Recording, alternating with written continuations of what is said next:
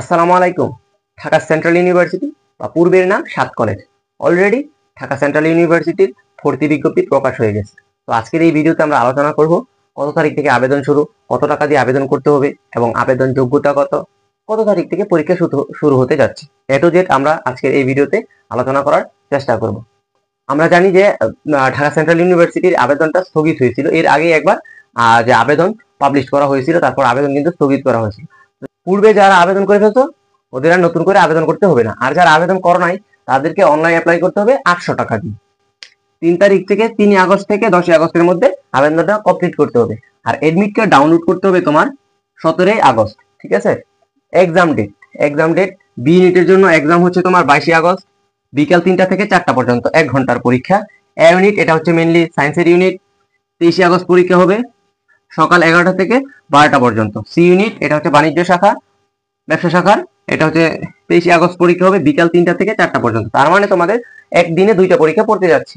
এ unit এটা হচ্ছে সায়েন্সের 11টা থেকে 12টা পর্যন্ত, আর সি ইউনিট ব্যবসা শাখার এটা হচ্ছে বিকাল 3টা থেকে 4টা পর্যন্ত। তারপরে আমরা আসি জিপিও যোগ্যতা। জিপিএ যোগ্যতা বিজ্ঞান, বাণিজ্য, মানবিক। বিজ্ঞানের জন্য তোমার 7.00, এসএসসি এবং এইচএসসি দুইটা মিলে জিপিএ মোটামুটি 7 হলেই আমরা কি আবেদন করতে পারবো। বাণিজ্যের জন্য 6.5 হলেই কি এসএসসি আর এইচএসসি মিলা 6.5 হলে আমরা আবেদন করতে পারবো। মানবিক শাখার হচ্ছে তোমার মোট 6.50 হলেই কি এসএসসি আর এইচএসসি মিলা 6.50 হলে আমরা আবেদন করতে পারবো। এখন হচ্ছে পরীক্ষার মান বন্টন। মোট 100 মার্কের পরীক্ষা হবে, 100 মার্কের এমসিকিউ আর 20 মার্ক নেওয়া হবে জিপিএ থেকে। বিজ্ঞান বা এ ইউনিট যেটা, ওদের কোশ্চেন হবে 4টা বিষয়ের উপর। ফিজিক্স থেকে 25 মার্কের কোশ্চেন, কেমিস্ট্রি থেকে 25 মার্কের কোশ্চেন, ম্যাথ থেকে 25 মার্কের, বায়োলজি থেকে 25 মার্কের, মোট 100 মার্কের কোশ্চেন হবে। আর যাদের অপশনাল সাবজেক্টটা বাদ দিয়ে তোমরা বায়োলজি অথবা ইংলিশ আনসার করতে পারবা। আর মানবিক বা বি ইউনিটের প্রশ্ন হবে তোমার বাংলা থেকে 25টা, ইংরেজি থেকে 25টা, জিকে থেকে 50টা, টোটাল 100 মার্কের পরীক্ষা। আর ব্যবসা বা সি ইউনিট যেটা, এখানে তোমার বাংলা থেকে 20 মার্ক, ইংরেজি থেকে 20 মার্ক, হিসাব বিজ্ঞান 20 মার্ক, ব্যবসা শাখা 20 মার্ক, আর মার্কেটিং বা ফিনান্স যে কোনো এটা থেকে 20 মার্ক, টোটাল 100 মার্ক।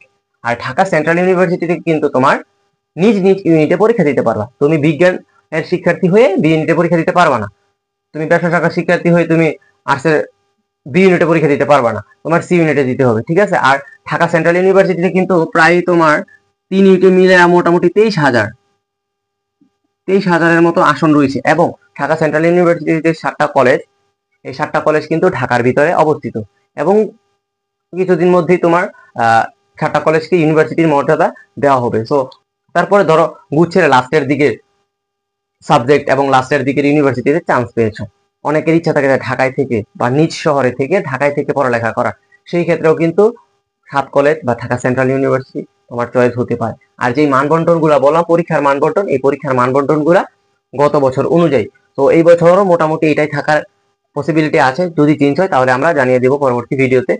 তো যারা চ্যানেলে নতুন, চ্যানেলটা সাবস্ক্রাইব করে পাশে থাকবা।